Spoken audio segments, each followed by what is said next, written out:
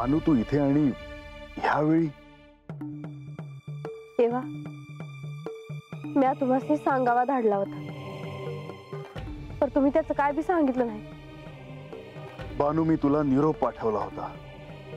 म्हाळसेच्या अटीप्रमाणे 1 मास आपल्याला भेटता येणार नाही आणि अजून 1 मास व्हायला काही दिवसच बाकी आहेत। पण मला का भेटायचं होतं हे तरी विचारायचं होतं। काहीही असलं तरी आपण हे असं आणि ह्या वेळेला भेटणं हे अपेक्षित नाही। तेव्हा भक्ताला तर नियम घातलं आणि बायकोला बी। बानू काही दिवसच मी तुला भेटणारच होतो, परंतु आपण हे असं समोरासमोर भेटणं योग्य नाही। एका अर्थी मी म्हाळसेला दिलेलं वचन मोडलं आहे। नाही मान, हे असं व्हायला नको होतं। पण मला तुम्हाला काय सांगायचं होतं हे तरी विचारा की। बानू तू हे काय करून बसली आहेस? मी इथे राजवाड्यासमोर उभा असताना तू माझ्या समोर यायला नको होतं। म्हणजे तेव्हा मी आता तुमचं दर्शन घ्यायला आले ही माझी चूकच आहे।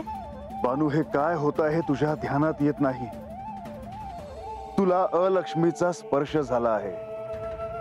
बानू हे तू नाही बोलत आहेस, हे तुझ्या मुखातून अलक्ष्मी बोलते आहे। अलक्ष्मीनेच तुझ्या पायांना इथे येण्यासाठी उद्युक्त केलं आहे। नाही देवा, अहो त्यांच्यामुळे तर मला तुम्हाला भेटायचं आहे हे कळलं। बानू तुला काय बोलायचं आहे? तेव्हा तुम्ही म्हाळसाताईसनी भेटायला गेला होता। होय, तुम्ही त्याच्या पाठीशी उभं राहिला, त्यासनी समजावं म्हणून, होय ना? बानू तू घोषणा केली नाहीस, तू निर्णय घेतला नाहीस, तू दृढ निश्चय केला नाहीस, पण तरीही तुला सहाय्य झाले आहे। तेव्हा पर तुम्ही मला का नाही शिकवलं? तेव्हा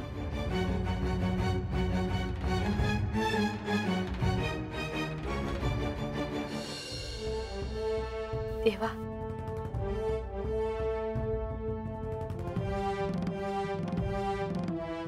आता म्हाळसाताईसनी समज खरं काय आहे ते कळणार आणि तुम्ही मला सोडून जाणार।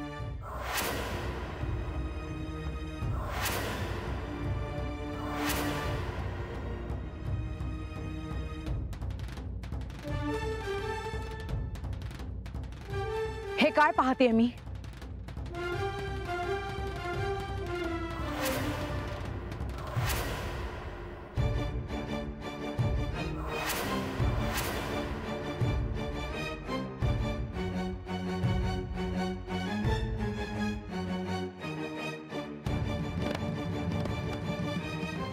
म्हाळसा आम्ही ठरवून नाही भेटलोय।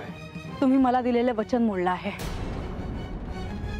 म्हाळसाताई यामध्ये यांची काय बी चूक नाही, म्या त्यासनी भेटायला आल्या। हो, तू ह्यांना सावरून घे आणि हे तुला सावरून घेतील काय? म्हाळसा तू साधना करून आली आहेस, तुला तुझ्या क्रोधावर नियंत्रण ठेवावं लागेल, नाहीतर जी तपश्चर्या केली आहे ती व्यर्थ जाईल। संपलंय सगळं। तुम्ही माझ्या अपरोक्ष हिला भेटून सगळं संपवून टाकलंय। हे धरती माता, मला तुझ्या पोटात का नाही घेत? हे आकाश देवता, या अथांग अवकाशात मला समोर का नाही घेत? हे अग्निदेव, तुम्हाला भस्म का नाही करून टाकत?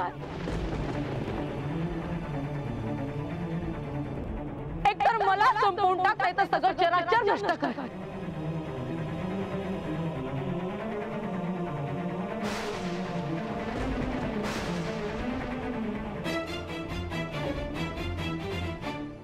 म्हाळसा तू हे काय बोलत आहेस?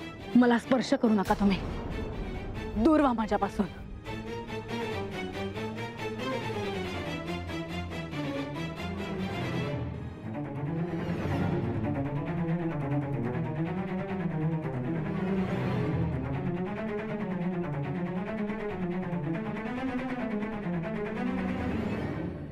देवा, आता आपल्याला आणि बाणाईला श्री म्हाळसा देवींची भेट घ्यावी लागेल. त्यांना तुम्हालाच शांत करावं लागेल. दुसरं कोणीही मध्ये पडणार नाही. तुम्हा तिघांनाच आता हा प्रश्न सोडवायचा आहे. मला मान्य आहे माधवा.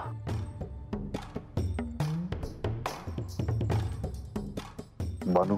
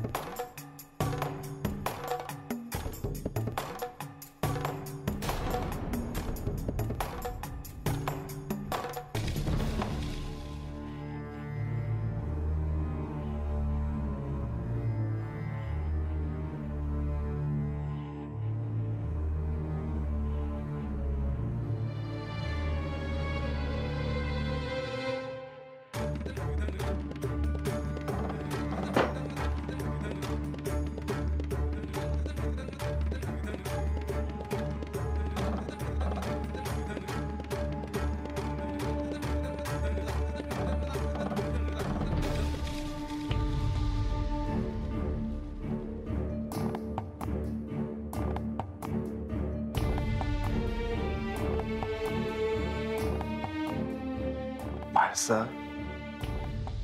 किती दिवसांनी गडावर आली आहेस, परंतु अशी रागावली का आहेस?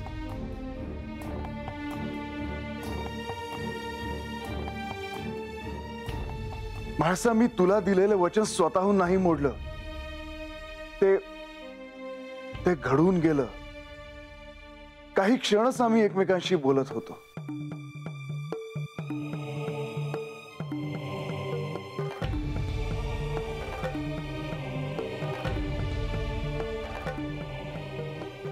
तुम्ही केवळ मला दिलेलं वचन मोडलं नाही, तर माझा अपमानही केला आहे.